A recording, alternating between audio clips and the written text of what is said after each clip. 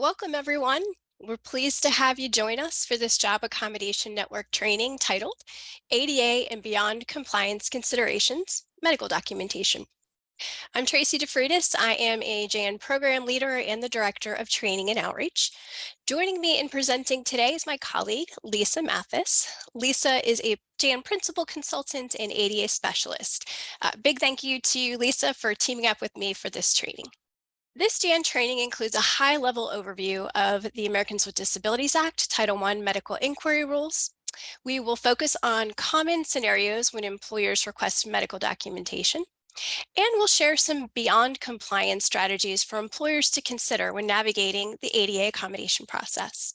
The training will be 60 minutes in duration. For additional information on this topic, please contact JAN directly for free consultation. You can visit askjan.org. That's askjan.org. Now let's quickly cover housekeeping. To address technical difficulties, please either use the Q&A feature to connect with our webcast tech team, access the live chat at askjan.org, or email training@askjan.org. To access captioning provided by AI Media, use the closed caption feature located at the bottom of the webcast window.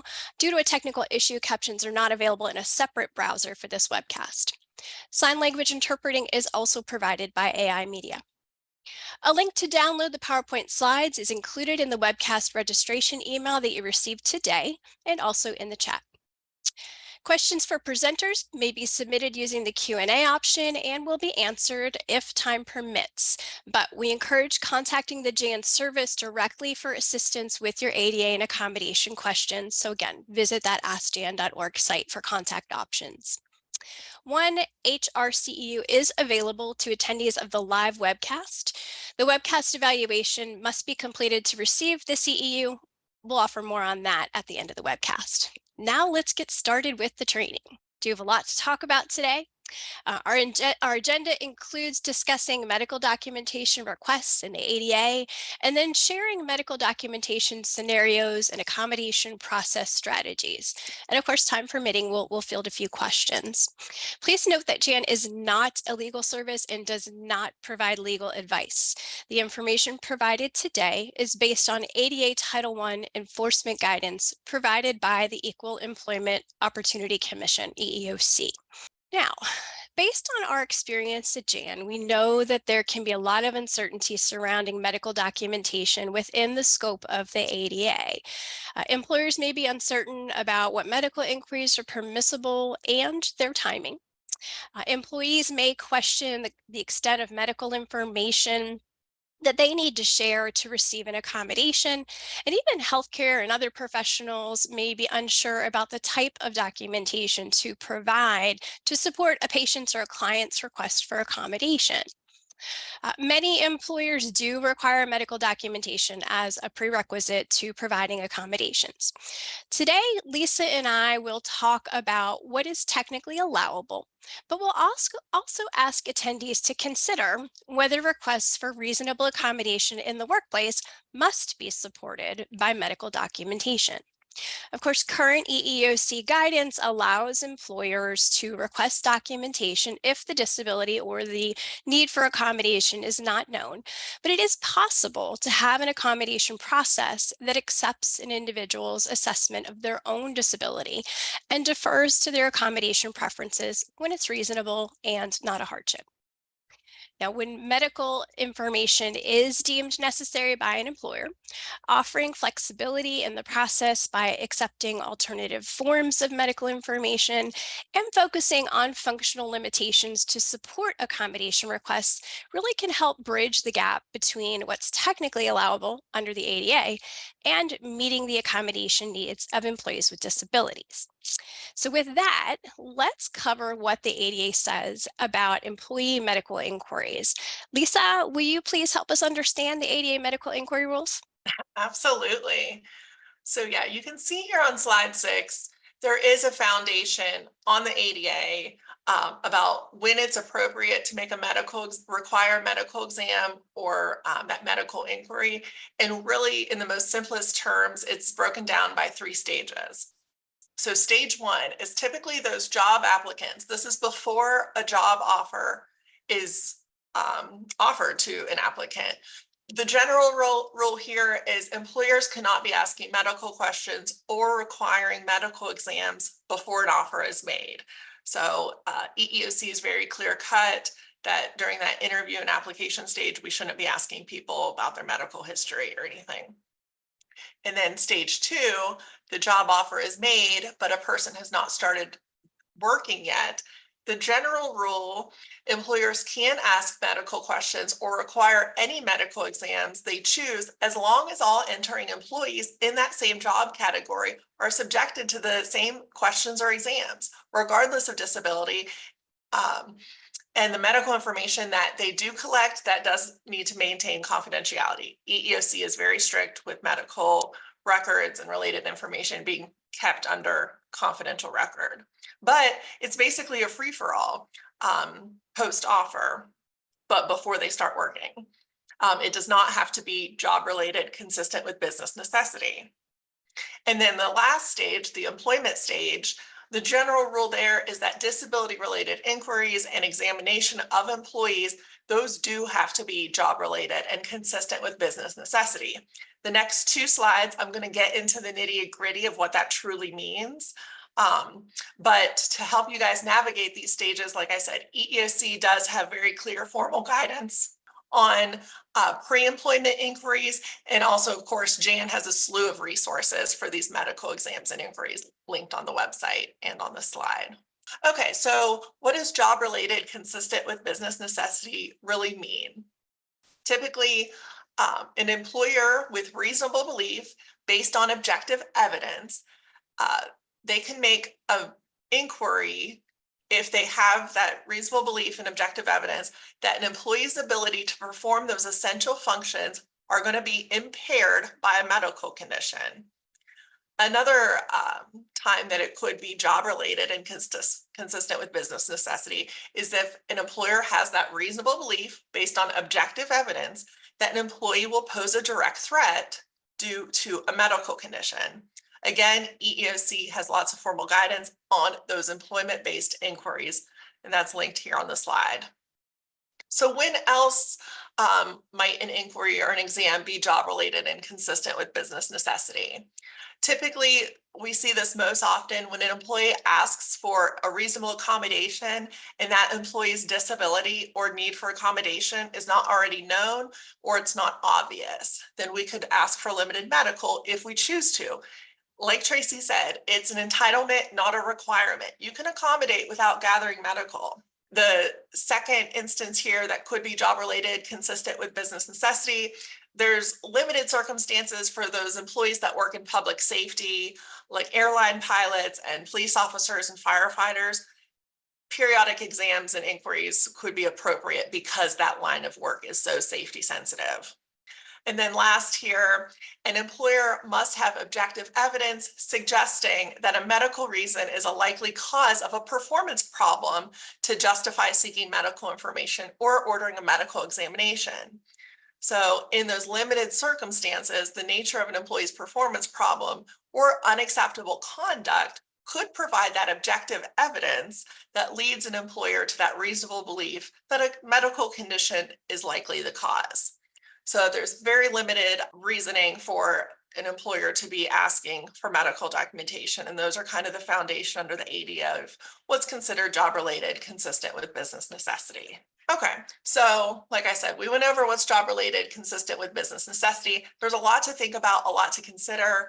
So what about an alternative approach so you really don't have to worry if you have that reasonable belief, if you have that objective evidence, if you meet that threshold, is this truly job related and consistent with business necessity? So here at Jan, us consultants often, every day I would say, suggest this how can I help approach. So asking an employee, how can I help? This opens up the door for a safe space, for an open dialogue without leading with medical conditions or disabilities. It's simply asking an employee who may not be meeting performance goals or metrics, or asking someone who's having a hard time at work, what can you as the employer do to help this employee succeed in the workplace? So this how could I help strategy, it can be a good way of creating that safe space for a disability disclosure at work. It can be a way of demonstrating a good faith effort. Again, opening that door to discuss reasonable accommodations that could enable these employees with disabilities to improve performance or complete those essential job tasks. So this how can I help approach, it really helps employers avoid asking disability related questions or appearing that they're making assumptions based on disability or medical conditions. And it can be an effective business strategy for building trust that can be applied to everyone, not solely employees who are suspected to have a disability. So this how can I help resource, I push it out every day. It's linked on the site. And then another helpful resource is that mother may I, must I, or should I? And it really talks about if you should ask an employee medical questions. All right, I think I'm going to pass it back to Tracy to talk about some key considerations. Absolutely. And that how can I help strategy, it's certainly a best practice. We use it all the time, like you said. Now, what are some key considerations related to medical inquiries and this job related and consistent with business necessity standard? Well, first, I think mind the medical inquiry rules of other federal and state laws. This training, of course, is focused on the ADA, but sometimes other federal or state laws offer broader protection to individuals. For example, some federal laws like the Family and Medical Leave Act, the new Pregnant Workers Fairness Act, or state laws like the Fair Employment and Housing Act in California have different and or more restrictive medical inquiry rules. These rules will prevail over the ADA when they offer broader protection to the individual. So be mindful of that. Next, treat all medical information as a confidential record, regardless of the reason it was obtained. Medical information should only be shared with those who are on a need to know basis. Now, generally, this means that people leaders like managers, supervisors, they should not have direct access to the specific medical information of their employees. So designate an HR professional or someone responsible for processing accommodation requests in order to obtain that medical information when it's necessary. Regarding fitness for duty and or independent medical examinations, any medical examination conducted by or at the request of the employer or conducted by their healthcare professional must be job related and consistent with business necessity. So when an employee provides sufficient evidence of the existence of a disability and the need for reasonable accommodation, an individual may not be required to submit to a medical examination that is not job related and consistent with business necessity. For more information on that, we say CEEOC's enforcement guidance on disability related inquiries and medical exams of employees under the ADA, and that link is included at the end of the PowerPoint in the resources. Now, what about return to work releases? Here, employers may have a policy or practice that requires employees to provide a return to work release to confirm their ability to return to work after a medical absence, so long as the policy is applied uniformly and consistently. For example, requiring a note to return to work after an absence, a medical absence of 5 consecutive days. It's not uncommon. Lastly, I'm mentioning FMLA here because of the common interplay with the ADA. When applicable, an FMLA fitness for duty certification showing that the employee is able to resume work may be requested when the employee is notified in advance and in accordance with the employer's policy. So we do recommend looking at the FMLA regulations for more information on that. Now, the most common reason employers request medical documentation is to establish an employee's right to receive an ADA accommodation by determining whether they have a disability. So when it is job related and consistent with business necessity, employers may request reasonable documentation from an appropriate healthcare or rehabilitation professional. And that information is to establish an ADA disability and that need for accommodation. This is clearly established in EEOC's ADA enforcement guidance on reasonable accommodation and undue hardship under the ADA. You can see question 6. But must a reasonable accommodation request in the workplace be supported by medical documentation? Well, this is a question to consider, right? We say no. The ADA does not require employers to request medical documentation to accommodate. So, knowing that there is no required process, no ADA forms, or timeframes related to medical documentation might lead us to wonder whether requesting this information is necessary. In fact, some scholars have argued that the original intent of the ADA was to move away from that medical model of disability, to not require proof of disability, and rather to emphasize that the idea that an employee's preferences, knowledge, their experience should drive the accommodation process. That's the social model of disability. We have heard that some employers are moving away from requiring medical documentation and sort of integrating disability inclusive practices like flexible work arrangements, for example, into policies and programs so that there's no need to go through a formal accommodation process.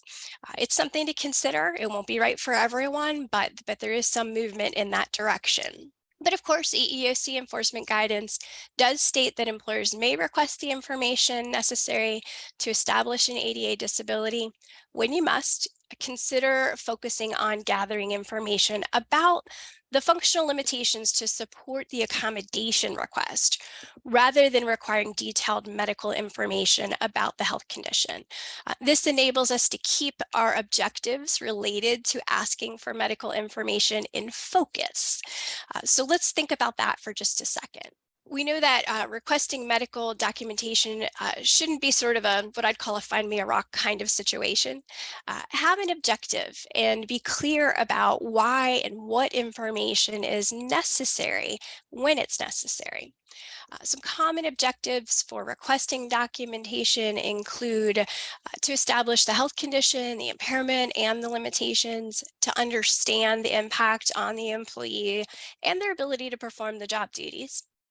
Also, documentation may support the employee's need for accommodation. It might help determine whether someone is able to stay at or return to work with accommodations.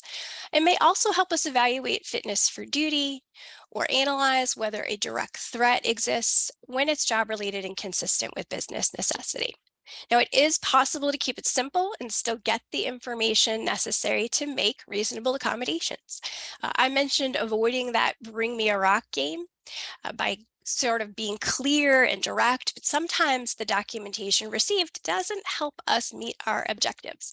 Maybe it's not sufficient documentation. So, Lisa, what does that mean?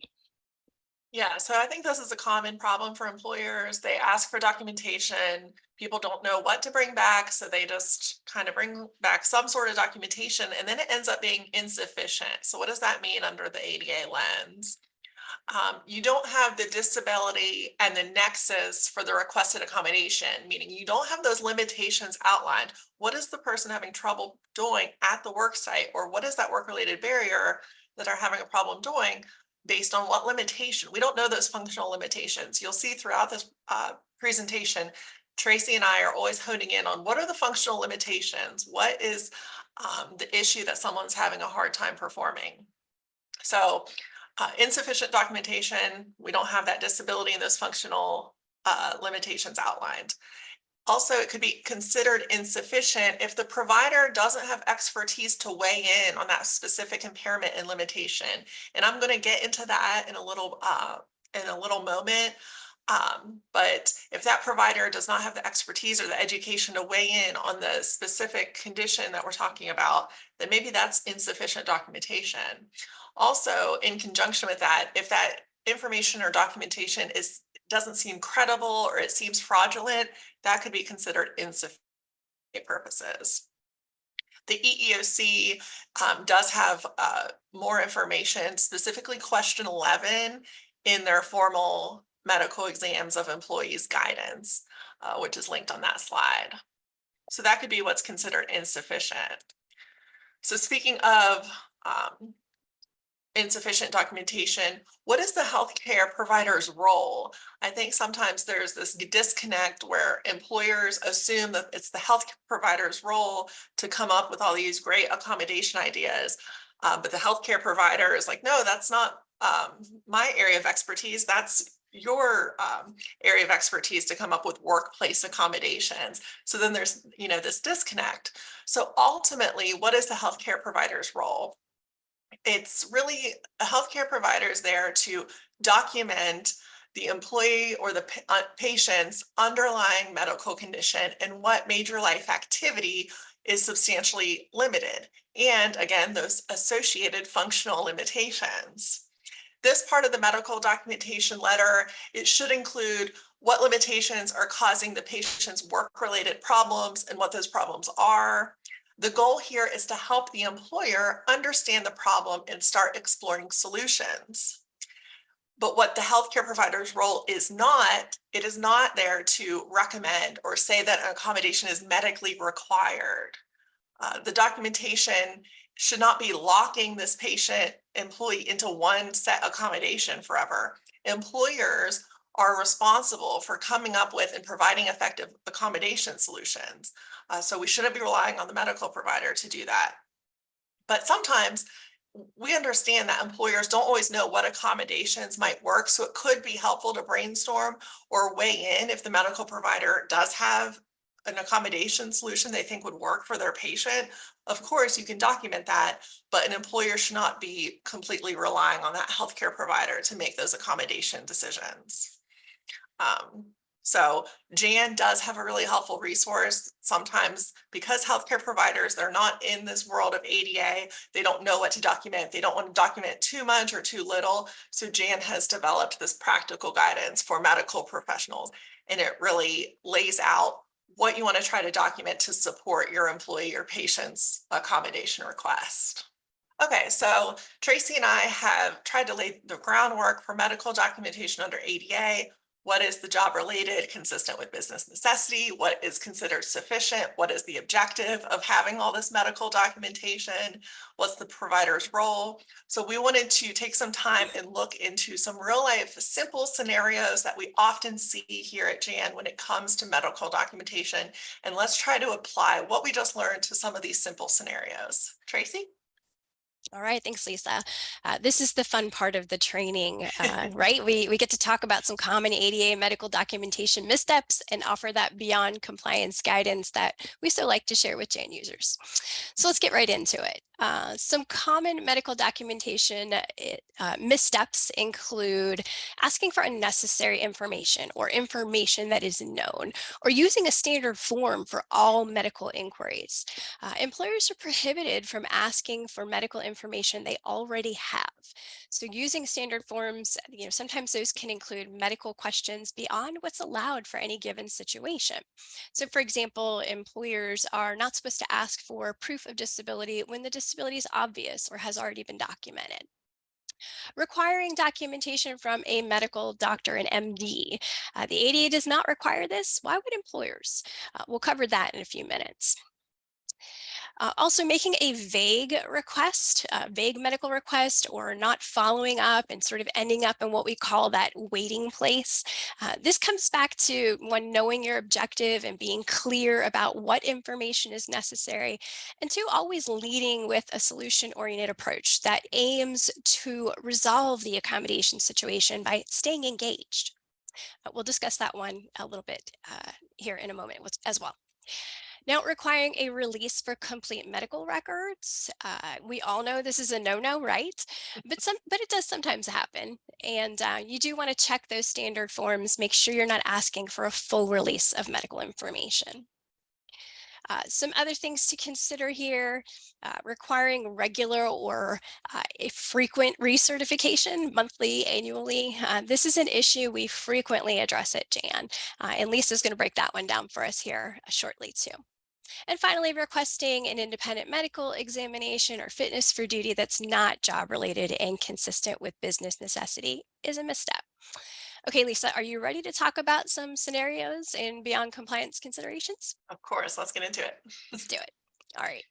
So these first scenarios are about unnecessary requests for documentation.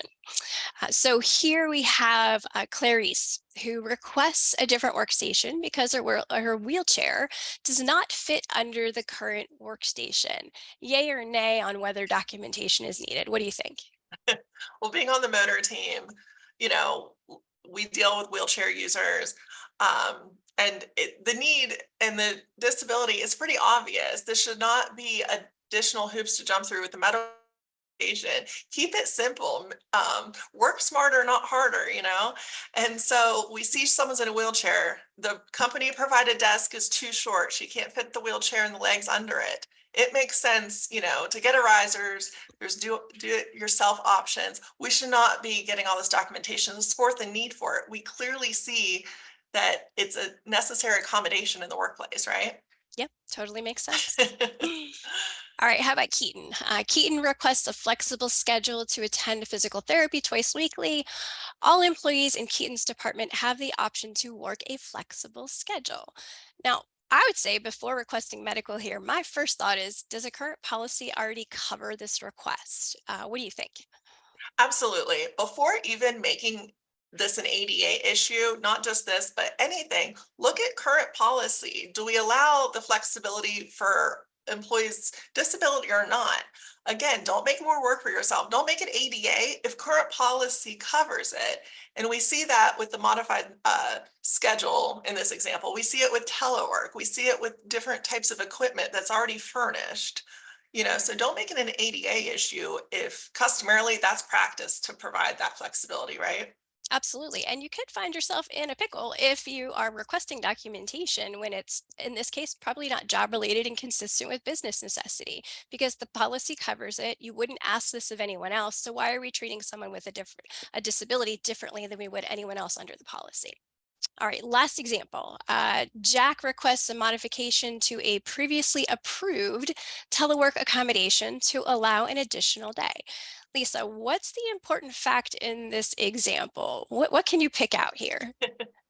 Yeah, I think this one's probably our hardest example on the slide.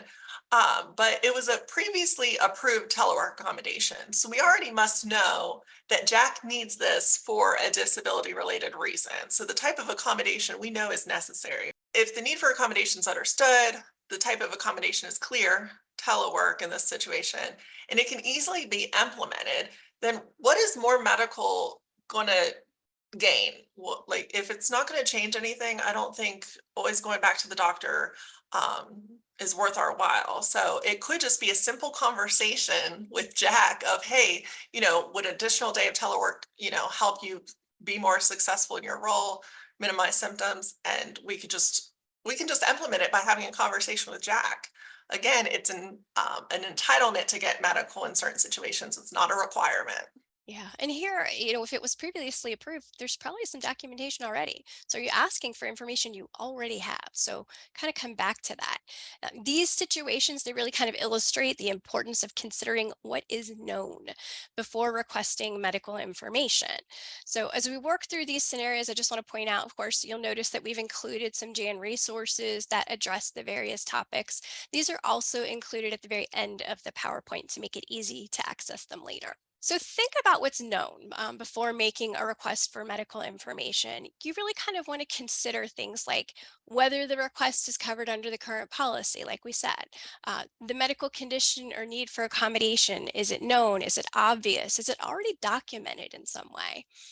Whether it's known how the limitations will affect the employee's ability to perform job duties and for what duration. So consider, what do you know about it?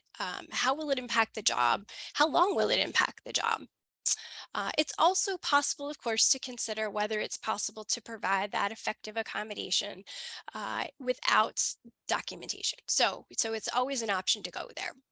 We know that the process of requesting medical is generally about deciding whether the individual has an ADA disability. So of course, we've linked a resource here to help with this process.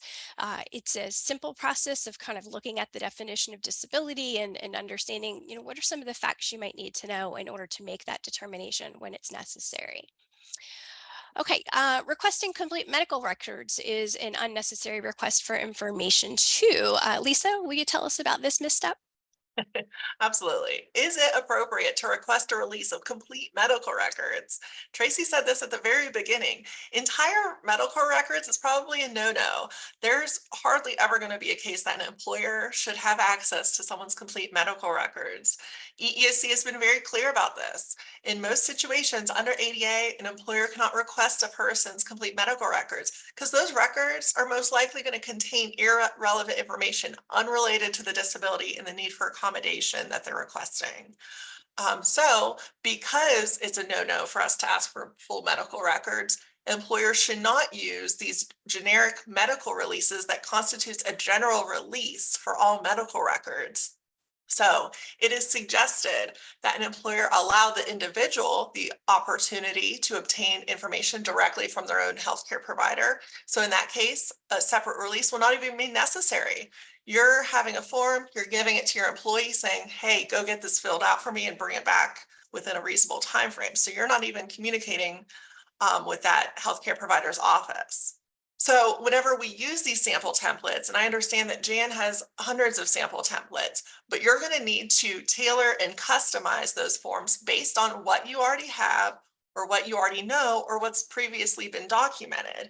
So what that means for an employer, you might be highlighting sections you want the healthcare provider to complete. You might be completely removing sections before sending the form to the healthcare provider, or you might be pulling out specific questions that you want answered and sending those separate questions in a customized letter you've put together for the healthcare provider based on what you've already gathered in previous accommodation requests or something like that. If you already have that documentation, we shouldn't be re-requesting that documentation. So we love a sample form. It makes all our jobs easier, but for each request, you might be tailoring it and customizing those forms. Okay, so I'm going to loop Tracy here back in here to talk about some simple scenarios about requiring documentation from a medical doctor. So now we have Cindy. They provided documentation from a mental health counselor. She was getting anxiety from angry customers on the telephone. So she did ask for reassignment as an accommodation. And whenever she asked for that reassignment, she provided some supporting medical from her mental health counselor. The employer refused to accept it because, hey, this mental health counselor is not a medical doctor. How would you respond to that, Tracy? Well, I come back to that whole idea that the documentation doesn't need to come from an MD, right? So, certainly there are going to be other professionals that are providing care to individuals that are able to speak to their functional limitations and provide some documentation regarding the actual underlying impairment. So, in this instance, a licensed mental health counselor is probably someone who's qualified to provide information in this situation. Yeah, I think so too. As long as it makes sense, if they're documenting functional limitations in their area of expertise, that can make sense. So in this next one, we have Buddy's chiropractor recommended periodic breaks for stretching and to rest because Buddy has a chronic back condition. Buddy's employer says chiropractor, they're not qualified to provide ADA documentation. Lisa, I feel like you get this a lot leading Jan's motor team. Absolutely. And so, as I tell an employer, a chiropractor, they could have the education and experience to weigh in on a chronic back condition. That's probably a specialist for this employee, realistically. So they probably know more about this condition than anybody on their health team. So as long as you're looking at the specifics, it's fact specific. In some cases, that mental health counselor is going to be an appropriate provider. In some cases, it might not. Should a chiropractor be weighing in on anxiety and mental health issues? Maybe not. But could they weigh in on the chronic back condition? I think that can make sense for ADA purposes. So to get more into it of who can provide information for ADA purposes. So we've mentioned that medical documentation does not necessarily have to come from a medical doctor.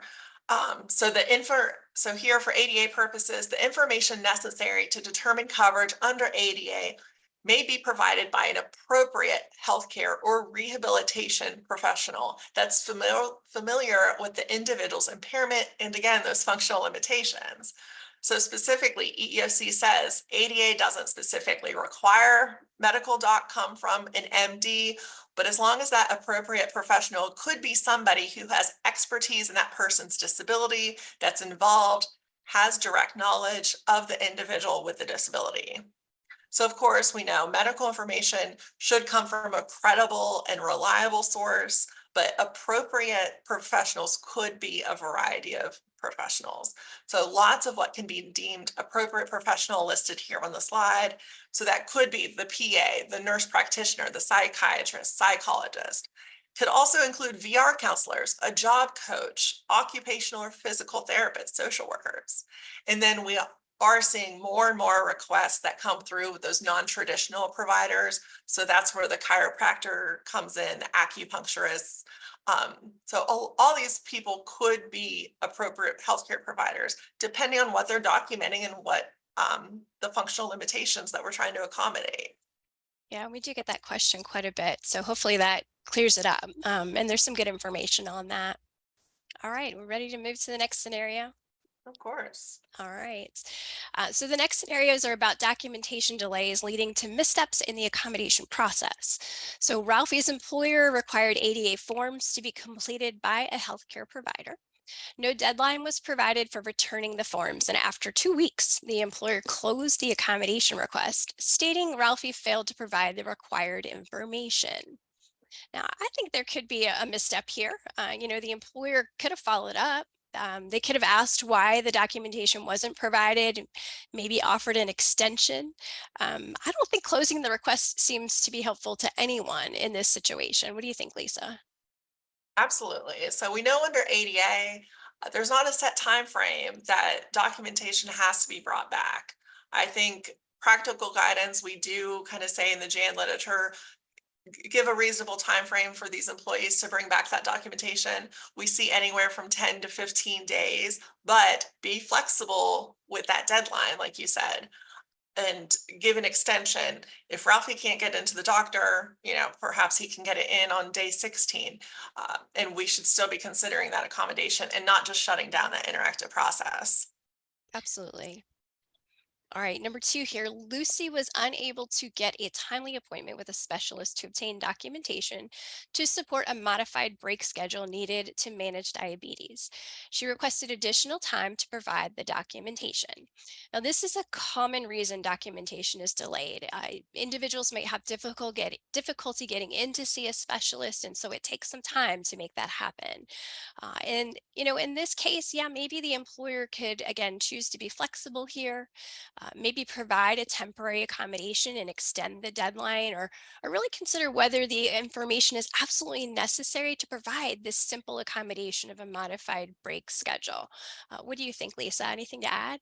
I have nothing to add. You hit all my talking points. The temporary accommodation consideration, is more medical going to change anything? Are we just readjusting Lucy's breaks? Are we breaking up her 30-minute into smaller increments so she can eat or take medicine? What's more medical really going to do at the end of the day? Yeah, absolutely. I think it's important too to consider when someone is able to give you a reasonable excuse for not getting the documentation to you in that timely manner. Really consider that. Consider their effort in trying to get that documentation. Okay. So we know that employers sometimes sort of feel stuck in the waiting place. So when you have these documentation delays and you're just kind of stuck. This can occur for various reasons that may or may not be in both parties' control, but there are some strategies for kind of detouring this waiting place, I would say. You could start by having a reasonable accommodation policy that serves as a step-by-step guide for that interactive process and includes timeframes for each step, timeframes that apply to both the employer and the employee. So it kind of keeps everybody engaged, moves things along, and we kind of know where we stand. Be clear about why medical information is necessary and ask a very clear and specific job related questions about the impact of those functional limitations on performing job duties and the need for accommodation. What I'm saying here is don't just send the job description alone and expect the healthcare provider to know what information is needed. You might have to be a bit more clear about what's necessary to move forward. Also, request that documentation be provided in that reasonable time frame. Provide an actual deadline. Maybe it's that 15 calendar days that works in most situations, but maybe you need to remind the individual when that deadline's approaching. And if it can't be met due to reasons beyond the employee's control, maybe consider that extension. We do offer a fun resource related to sort of addressing this waiting place, or avoiding it, I should say. So see that avoiding the waiting place after requesting medical information. Now, Lisa, what if the ADA information is ultimately not received or is insufficient? What do you think? Yeah, in those situations, and it happens, you do want to consider that employee's effort and be flexible, but you want to do what's necessary to obtain sufficient information. Like I said, can you give that employee a reasonable deadline, remind them in writing that it's approaching, but ultimately still consider extensions. If they're trying, to get the doctor's appointment, we all know we're on the doctor's schedule, we're not on our own. So if the specialist couldn't get them until end of month, I would tell an individual, communicate that with your employer. Don't just miss the deadline and not say anything. So both parties should be engaging in that process and communicating of, here's the deadline, here's why I can't meet it, I'll get it in, my appointment's on, the end of January or whatever, and just kind of keep that line of communication open so everyone is still an active participant in trying to do the right thing. Also, you want to accept alternative forms of medical information. This could be a brief note from a provider, information from a past medical appointment, or with the proper authorization, you may be able to contact that provider, directly. This may be a faster approach for that provider and for you to get the information you're seeking. Last, accept information from an alternative healthcare, rehab, or other qualified professional who's knowledgeable about the health condition and need for accommodation. So this might be where those physician assistants, the primary care, or social worker could weigh in, and that might fast track it instead of that specialist that this employee might be waiting on. So I think Tracy's going to talk about some key considerations whenever we're talking about this medical documentation and being Yeah. flexible, right? Yep. Thanks, Lisa. So, just to summarize ways to manage documentation delays, here are some key considerations related to some flexible approaches to ADA medical documentation. So, maybe allow medical documentation extensions when feasible. What those look like depends on the situation. We can't say, 5 days is the best approach. It really just depends on the circumstances. So, consider the individual's effort. Consider, are they telling you they can't get in to see a specialist for a month? That means that that extension might need to be longer than 5 days. So really look at that on a case by case basis. Consider relying on information from the employee and providing temporary accommodations while you're waiting for medical documentation. Lisa and I talk about temporary accommodations all the time because it's a great way to ensure that the individual's needs can be met while you're waiting for the documentation if you've decided that it's necessary. So you might consider that while you're waiting. And like Lisa said, partner with the employee to explore some solutions like accepting alternative forms of medical information that helps you meet your objective. What are you looking for? And is there some other way to get it through other types of information or from an alternative provider that could help you ultimately get to the end goal, which is to hopefully provide a reasonable accommodation? And of course, we can choose to forego that medical documentation altogether if that's the path you'd like to choose. All right, these last couple of scenarios are related to requiring regular and or frequent recertification. Jovi was approved to wear earbuds as an accommodation to help reduce some distractions and improve focus and productivity. Medical documentation shows Jovi's health condition is ongoing and accommodation need is indefinite. But the employer requires a new medical note every 6 months. Um, I don't know. I don't think that's the best practice, Lisa. What do you think? Why are they making more work for themselves? We've already Right. established the condition is ongoing. The need for this accommodation is indefinite. So what is new medical every 6 months? What's it going to show? What is it going to change? Your ability to accommodate that she needs it. We've already established all those things.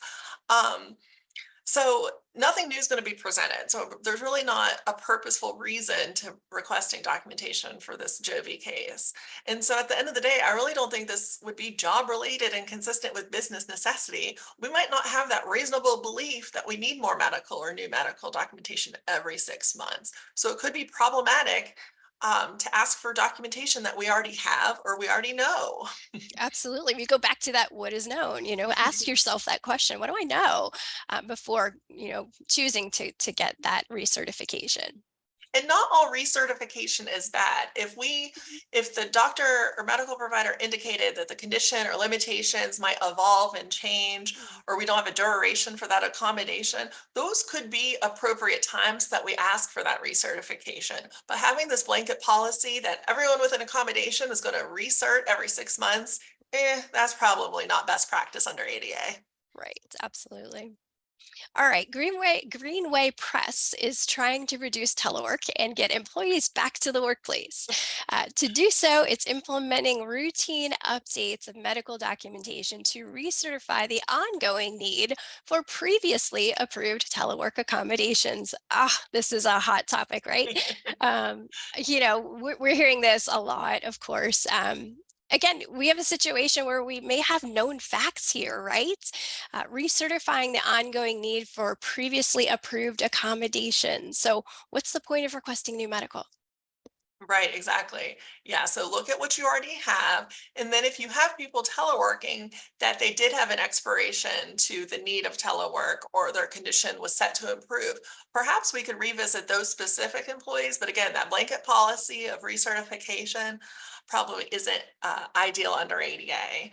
And you don't want to just go pulling telework as an accommodation out from everyone because there's still going to be duty to accommodate, you know, under ADA. So removing telework, you're still on the hook to consider other effective accommodations for these individuals. Yeah, absolutely. We do have a good resource on this topic, recertifying the ongoing need for accommodation. So, if you need more information on that, certainly check that out. But, Lisa, what practical guidance do we offer to avoid this misstep? Is this a pop quiz? Flexible work arrangements, having telework as a benefit of employment, not making it an ADA medical disability issue. So just having telework as a flexible work arrangement could be an inclusive and good business strategy. So Yeah. And we want to pause on that recertification, right? mm.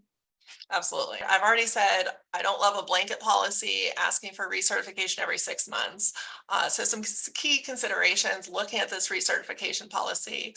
You don't want to require employees to recertify as a way to monitor whether the accommodation is effective and working. Instead, better business practice is encourage employees who have been accommodated to communicate any changes or problems with those accommodations with the appropriate personnel.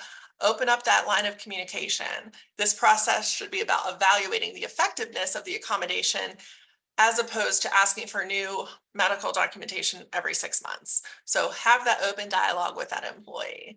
Only ask for updated medical when it's truly needed. Look at what you already have, what is already known.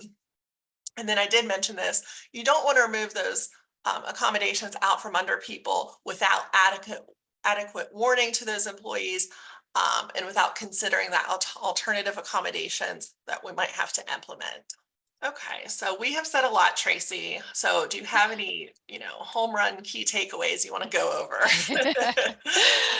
Well, with this information, I imagine some attendees may sort of be rethinking some of their current policies and procedures, maybe. We sort of have reached that end where we can give you hopefully, some good takeaways. We know, of course, that, a lot of employers do require that medical documentation as a prerequisite for providing accommodations. But whether requests for reasonable accommodation in the workplace, absolutely need to be supported, it's a question to consider. So, we're really kind of just saying, think about it. Um, but we do offer some strategies or some key takeaways here that you can kind of keep in mind when you're really debating, what to do in these types of situations. So, upon receiving a request for accommodation for a medical reason, first determine whether that request is covered under current policy. We've said this, we've hopefully have made it real clear. You really just want to consider your current policies and practices that apply to everyone and ensure that you're not treating people with disabilities who ask for the same access to benefits, privileges, is, the workplace flexibility, make sure you're not treating them differently. So don't require an accommodation process when it's unnecessary. Also, assess what is already known and documented about the medical condition and the need for accommodation before requesting medical information. So, employers are not supposed to ask for proof of disability when the disability is obvious and has already been documented. So, again, what do I know? Think about that. Now, when choosing to request documentation, specify what type of information is necessary regarding the disability, but consider focusing on information about those functional limitations and the need for accommodation. At the end of the day, the goal is to try to figure out, how is it that this person perhaps could perform the job duties in a different way? So kind of get focused on how do the limitations affect job performance and how can we resolve that through accommodation? And finally, as an alternative to requesting medical documentation, consider discussing with the employee the nature of their disability, their functional limitations, and maybe accept their assessment of their health condition and limitations and defer to their accommodation preferences when it's reasonable, it's possible to do that. I think there's a lot to consider when we are asking the questions about somebody's disability and their need for accommodation. But we certainly do hope that we have offered you some pretty good guidance here, some pretty good practical takeaways, I would say. Certainly, if you need more information, you can definitely reach out to the JAN service. You can go to askjan.org to find the contact information. It's also included in the slides. But that's where we can certainly provide you that direct one-on-one consultation to kind of answer these tough questions, I would say, around medical inquiries and documentation. Now, it looks like we have just a few minutes that we could probably field a few questions, Lisa, if you're up for it. Yeah, sounds good. All right, let me see what we have here. Bear with me, everyone. Um, okay, so here's a question. Where they're evaluating an ADA request for 100% telework for an employee. It looks like they're being evaluated for long COVID, but they don't have the official diagnosis yet. So, we know there's a health related condition, it looks like, and they don't have that diagnosed condition yet. And so, in this case, can the employer just accept that? Like, where do we go from there when you don't have anything specific? Yeah, whenever I get similar, calls through Jan about the diagnosis, do we have to accommodate? They don't have a diagnosis. I always start the conversation that ever since the Amendments Act, that definition of disability under ADA is so very broad. It includes the bodily functions, and it's a lot easier for someone to get coverage under ADA. So again, I think the important pieces of documentation are what are the limitations this person that we think has long COVID, what limitations do they have and how is it impacting their work tasks or their ability to work? I don't even think there's a test or anything or to specifically diagnose long COVID. I think it's all just based on symptoms. So are they ever going to get a concrete diagnosis? Which could make it difficult for the providers to really diagnose that condition. So again, consider those temporary accommodations, focus on the functional limitations and how you can help someone overcome those work-related barriers. So you could do the Yeah. temporary accommodations while you're waiting for more concrete medical, or just accommodate based off the limitations and having a conversation with the employee about what they're experiencing in the workplace and what they're having a hard time doing. Yeah, You'd and of be course, surprised. ultimately that goal is to provide an accommodation. If we know that someone's having difficulty doing the job and you can make some simple adjustments to ensure they can perform their job duties, why wouldn't we do that without getting too bogged down in the medical? Exactly. Okay, it looks like there's another question here. It's kind of related, so I think I'm going to throw this one out here. Are employers allowed to ask for a diagnosis to be included in the medical documentation? And I'll take this one. So in absence of the ADA actually prohibiting an employer from requesting a diagnosis, yeah, it seems employers may ask about a diagnosis. However, certainly consider whether the information is necessary to provide reasonable accommodation. So how will knowing the diagnosis impact the decision to provide accommodations? Maybe, again, we keep coming back to maybe focus instead on the functional limitations to support the accommodation request. Also, remember, remember, we mentioned earlier, it's important to be aware of those restrictive state laws. So, for example, the FEHA in California doesn't allow employers to ask for a diagnosis. So, even though the ADA doesn't prohibit it, you might be barred from asking based on a more restrictive state law. Okay, let's see if I think we could probably slide in one more. Of course. Okay, so everyone, of course, is thinking about the Pregnant Workers Fairness Act. We've been getting a lot of questions about that. I know our training today is focused on the ADA, but why not field this one here? So it says regarding the PWFA, is it permitted to have an employee provide a healthcare provider statement regarding the requested accommodations? And this person is saying they haven't seen anything about this. Okay, so the PWFA still proposed regulations do indicate that employers are more limited in requesting documentation to provide accommodations requested due to pregnancy and related medical conditions. So I think the key difference, it's sort of a key difference, honestly, between the PWFA and the ADA. Employers, they'll sometimes be permitted to ask for medical documentation to support an accommodation request, but only when it's reasonable under the circumstances for the employer to determine whether to grant the accommodation. So, you really do want to take a look at those PWFA proposed regulations, kind of evaluate them yourself. There are several sections that refer to documentation.